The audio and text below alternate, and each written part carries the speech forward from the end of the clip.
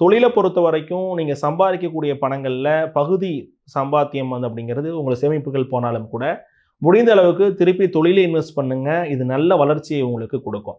ஒரு தொழில ஸ்டாண்டர்டைஸ்டா பண்ணி, அதுல ஜெயிச்ச பின்னாடி அடுத்தடுத்த தொழில் போங்க. இது உங்களுக்கு நல்ல பலனை தரும்.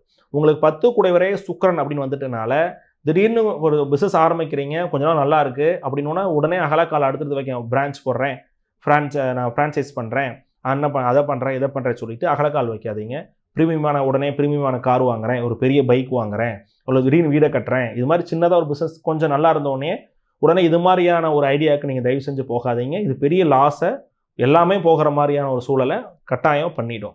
ஆகையால பொறுமையா இருங்க. பிசினஸ் தேவையான விஷயங்கள பண்ணுங்க. ஒரு 5 டூ 7 வருடங்கள் அந்த தொழில தொடர்ந்து பண்ணிட்டே இருங்க.